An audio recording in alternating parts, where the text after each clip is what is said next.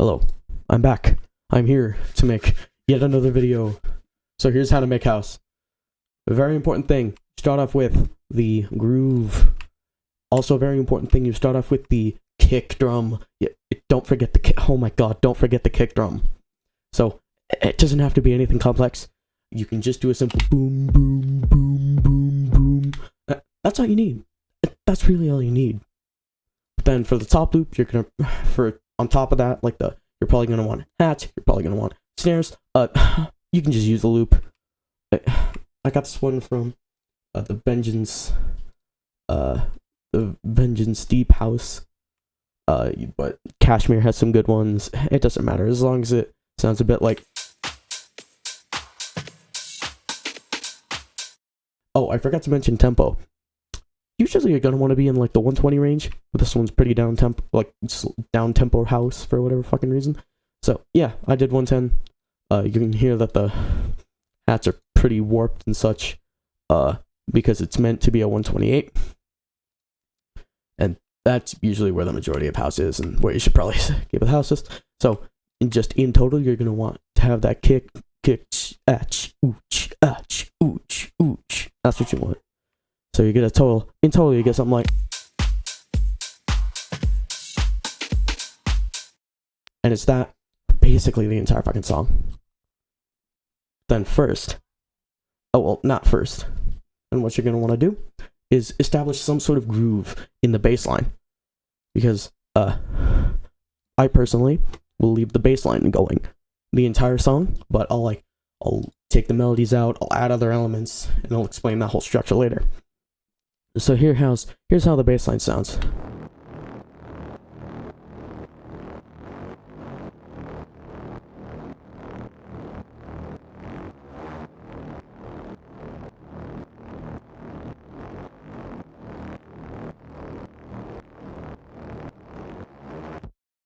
And you hear that sort of clicking. It's a lot easier to hear on just the sub, where it's like.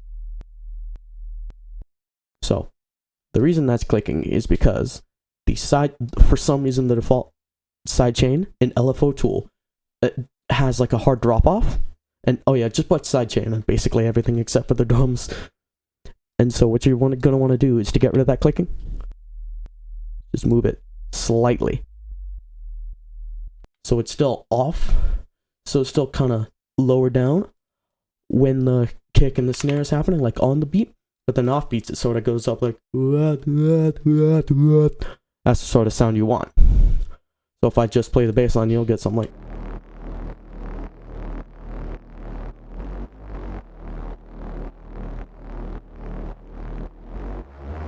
And that repeats for basically the entire song. And if you want to know how to get that real crispy bass line, here's what I did. I started off with just a saw wave, and I added this saw wave I could basically remove. It's just like. It's just for, like, grit. You can see when I added it, just adds more grit. Then for this specific one, I basically just did a really distorted resp, and I have the square wave with unison on it, so it makes it wider. So how the fuck do I just solo the unison?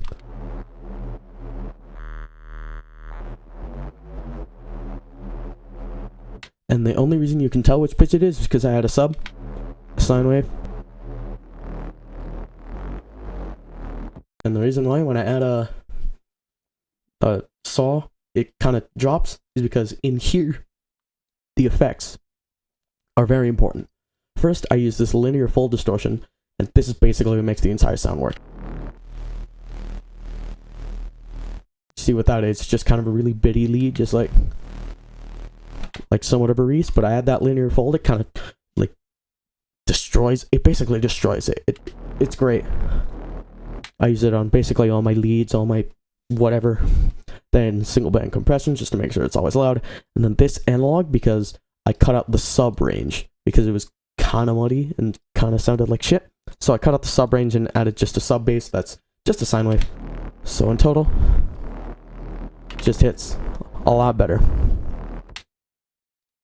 Then here, hour bytes, I don't fucking care. And over here, So let's start getting the song structure. So, yes, I have paint here. So what I do is I do intro, then build, then some sort of drop, which follows a specific form that I'll explain after. Then I have some sort of outro, which is basically just the intro but modified. And for the drop, I do, here's how I'm going to explain it. It's A, AB, then AC, then ABC. And then that usually repeats. So here's how I explain this. First off, basically each of these letters is an element. So in this case, and then A is almost always the bass line. So first you have, let me just skip to the drop, it's right here. So you have the A, you have that bass. Then for the B, we have this melody.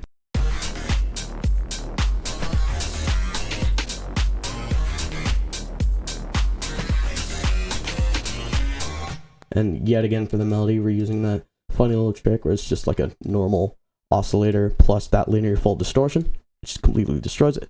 Then C is this little perk here.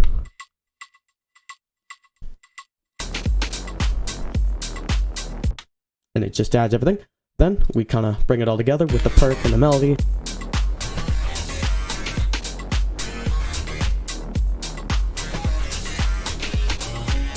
Yeah, we kind of bring it all together. And then for the intro, usually what I'll do is I'll just kind of like bring everything in. I'll have a sort of like slower element, and then I'll kind of bring the drums in gradually. So for the intro here, first what I do is I know there's something going on one of these. Is it on the master? Yep, it's on the master. Okay, so there's an auto filter on the so there's a band. So for this track, it starts off with just the perk and the bass.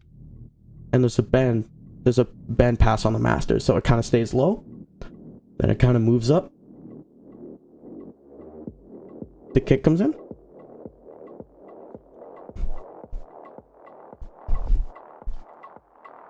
Riser, boom.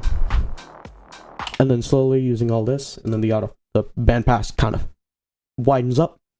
And then it all kind of just goes to whatever the fuck. And then the outro, it's basically just the intro copy-pasted, but instead of the bandpass going directly to where it is before, it just kind of moves. You see that? Yeah, that's basically all I changed. Because the rest of this is a straight copy-paste. And now, let's apply all of that I've just showed you to a different house song I made that's on the same album. It's called Gourd. This other one was called Epic Eddie on the final album. This one's called Gourd, and it's definitely my favorite. So first off, this one, instead of using a loop, I just like manually did everything. Like I got all the kicks from that same house track, Deep House, and it's all from Vengeance Deep House. It's incredible. So in total, we have this.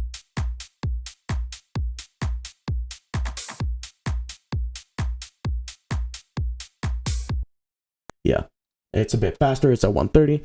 And something else about hats is if you're not using a top loop, you can add the hats to your sidechain, which that's probably easier to show here, where I have it going to the sidechain send all the way. Sends only. And for the bass line, it's a lot groovier. It uses more octaves. That's usually how to make something groove better, is you use a lot more octaves.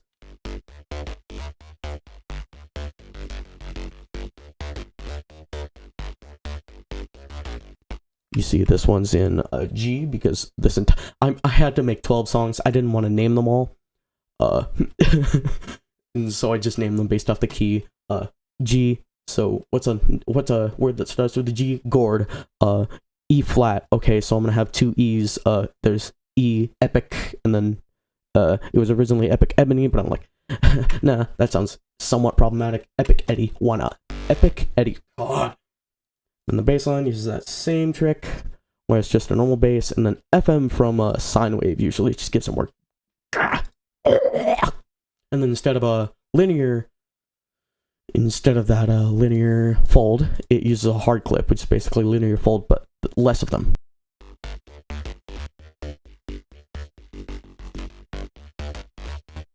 Now, the reason it sounds kind of weird and groovy is because all the notes are really short, it jumps octaves a lot, and there's a shit ton of glide. There's so much, it's like 0.04. Now, it's noticeable. Like, if I were to remove the glide, it would sound so bad. It would sound so different.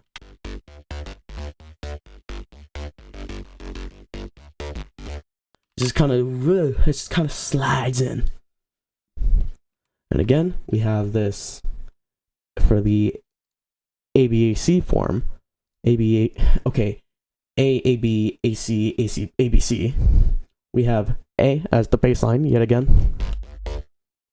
We have A as the bass line, so it's just.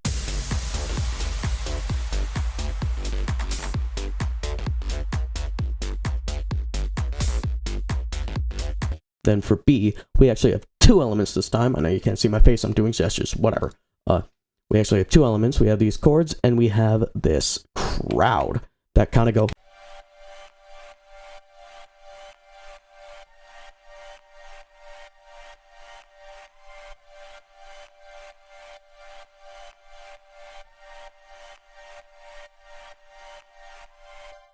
And now the reason that sounds so nice and groovy, that this note, this chord hits so hard, is because it goes from a normal diatonic minor 1, and then it adds that flat 7, that A flat in the key of. Wait, what?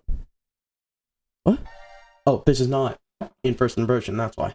So, in the key of G, the 7's actually F, but it's in second inversion? Yeah, second inversion, so the G is on top, then it adds the third. Then it goes up to the fourth. Then that third goes up to the fourth. So it creates a. That's definitely not like a. I'm trying to think of what that chord would be. It's a D. What is that chord? How would you name that chord? I have no clue. Someone will probably tell me in the comments, but all I know is it hits real good like that. It just sounds good, like. Yeah, it's just good. And it's always on the diatonic chord. I don't do chord changes for house. You just need something that people can really sink their teeth into to get into the groove and the dance. Then for that C, we have that melody, but instead of that ultra distorted thing, it's a bit more of a ooh, which easy way to get is just with just some basic shapes. Like this one's a square wave, and it uses a OTC and reverb, and then just a lot of unison. So it sounds a bit like.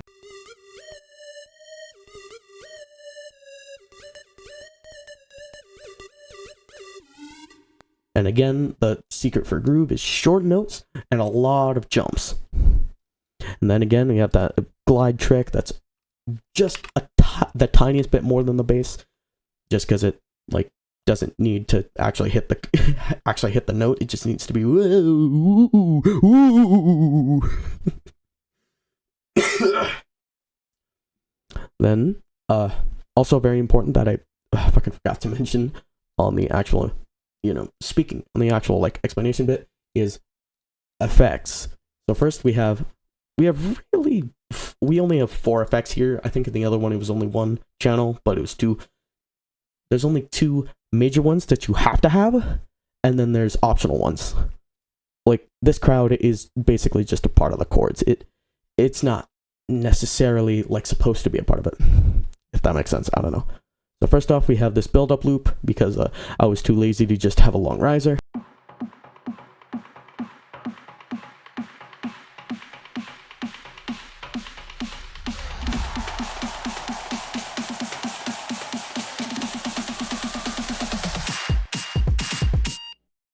And then again, I think it's the master again.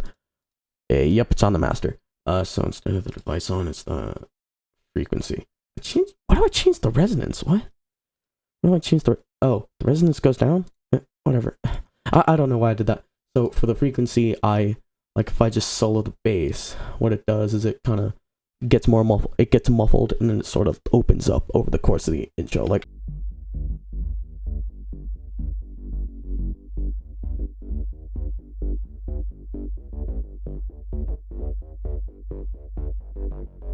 like, yeah, you get the gist. Then another very important thing to have is the short risers and crashes. Those are like required. So we have risers, which are just a little bit of a sweep. Look at,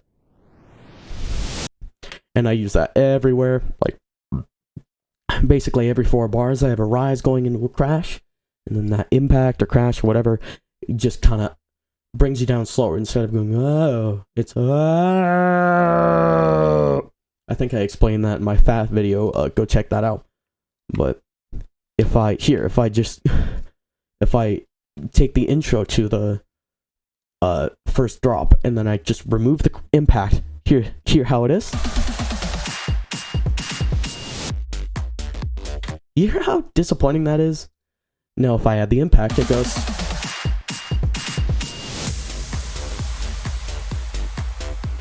It's just a lot more like fulfilling, like, yes, finally we're here. And then yet again for the outro, I just copy pasted the intro and then made the filter go down over time instead of just snapping.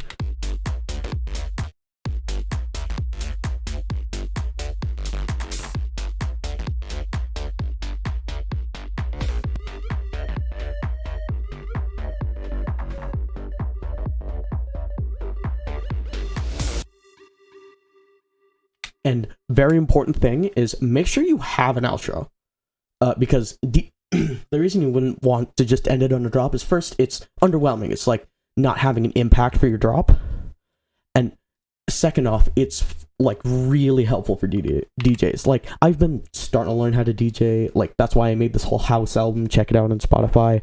Hint, hint. Links in the down there part. But that's the whole reason I made this album, is to sort of learn how to DJ. I have a controller, like that sort of thing.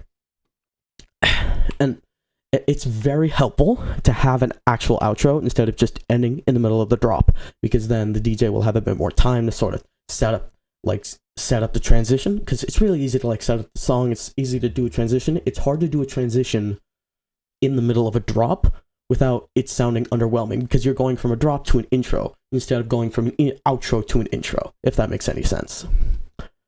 And so that's all for today. Make sure to check the album out on wherever you stream music. Check link in the description. I also made an Odyssey channel, so in case I ever get taken down for whatever reason, like if I say a gamer word or something, check me out on Odyssey. That's probably where I'm going to start streaming again if I end up doing that again.